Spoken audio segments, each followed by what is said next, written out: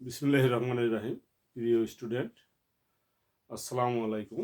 আজ আমি তোমাদের সামনে আলোচনা করব দশম শ্রেণীর উচ্চতর গণিত বিষয়ের অনুশীলনী 4 এর 9 নাম্বার সম্পাদ্য।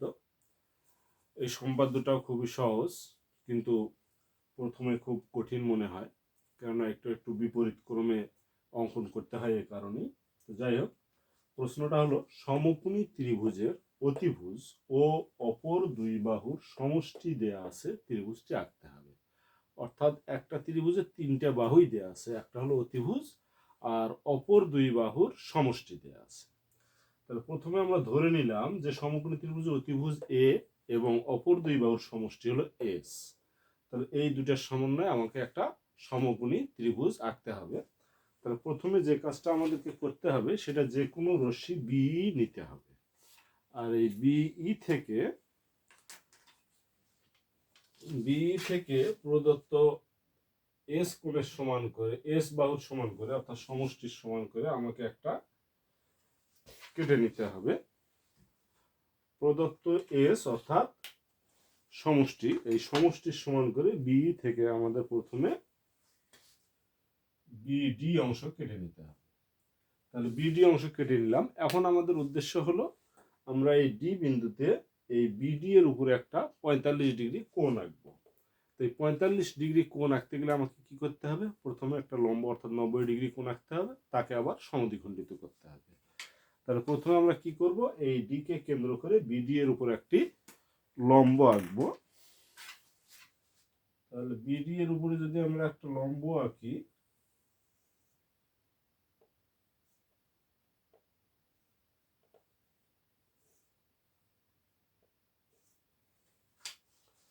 প্রথমে বিডি এর উপর একটা লম্ব আঁকলাম। লম্ব দ্যাট মিন অর্থাৎ 90 ডিগ্রি কোণ আমরা আঁকবো।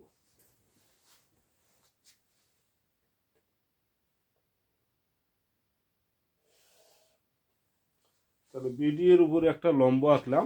এই লম্বটাকে কি করব? আবার সমান দুই ভাগে ভাগ করব, তাহলেই আমরা 45 ডিগ্রি কোণ পেয়ে যাব। সমান দুই ভাগে ভাগ করতে গেলে আমরা এই বৃত্তচাপটাই হবে।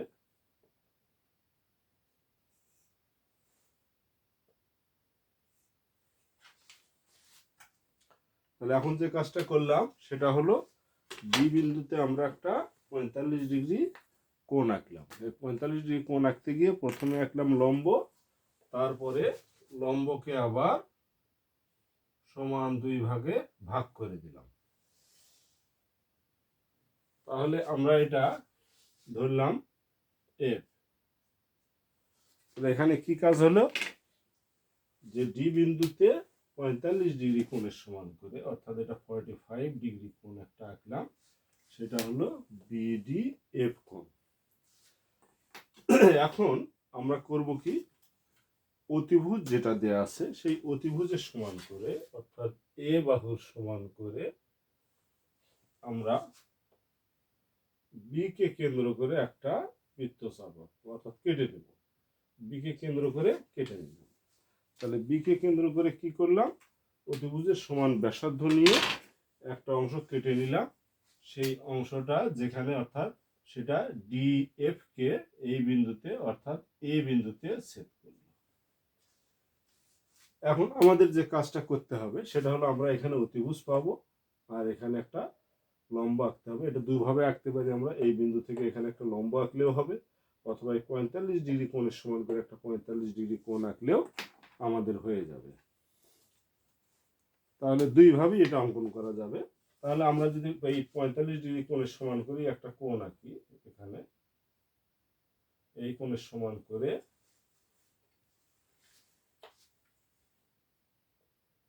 এই কোণের সমান করে একটা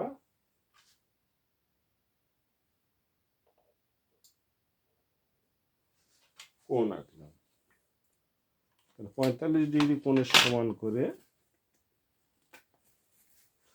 আমরা একটা কোণ আঁকলাম। এই কোণটা এখানে ছেদ করলো, তার মানে এই দুইটা যোগ করে দিলেই আমার এই 45 ডিগ্রি কোণের সমান একটা কোণ হলো, পাশাপাশি একটা লম্ব হলো। এখন আমরা এ আর বিটা যোগ করে দিই, এ বি যোগ করে দিলাম। অতএব ত্রিভুজ এ, এটা সি বিন্দুতে সেট করলো, এ বি সি ত্রিভুজই আমার নির্ণীয় বা উদ্দিষ্ট ত্রিভুজ হয়ে গেল। তাহলে অঙ্কটা আরেকবার আমি রিপ্লাই করছি। প্রশ্ন হলো সমকোণী ত্রিভুজের অতিভুজ ও অপর দুই বাহুর সমষ্টি দেয়া আছে, ত্রিভুজটি আঁকো। তাহলে প্রথমে আমরা সমকোণী ত্রিভুজের অতিভুজ এ ধরে নিলাম আর অপর দুই বাহুর সমষ্টি এস ধরে নিলাম। তারপর অঙ্কন শুরু করব। যে কোনো রশ্মি বি হতে সমষ্টি এস এর সমান করে বিডি অংশ কেটে নিলাম। তারপর ডি বিন্দুতে 45 ডিগ্রি কোণের সমান করে বিডি এফ কোণ আঁকলাম। এখন এই 45 ডিগ্রি কোণ আঁকার জন্য আমাকে করতে হবে কি, আগে লম্ব এঁকে নিতে হবে, তারপর এটাকে সমান দুই ভাগে ভাগ করব। 90 ডিগ্রি আগে এঁকে নিলাম, দুই ভাগে ভাগ করলে 45 ডিগ্রি পেয়ে গেলাম। তারপর অতিভুজ এ এর সমান করে বি কে কেন্দ্র করে একটা বৃত্তচাপ আঁকি, যা ডি এফ কে এ বিন্দুতে ছেদ করে। আবার এ বিন্দুতে আমরা করলাম কি, বিডি এ কোণের সমান করে ডি এ সি কোণ আঁকি, যা বিডি কে সি বিন্দুতে ছেদ করে। তারপর এ বি যোগ করে দিলাম। এখন এ বি সি ত্রিভুজই উদ্দিষ্ট ত্রিভুজ। আজ এ পর্যন্তই। আল্লাহ হাফেজ।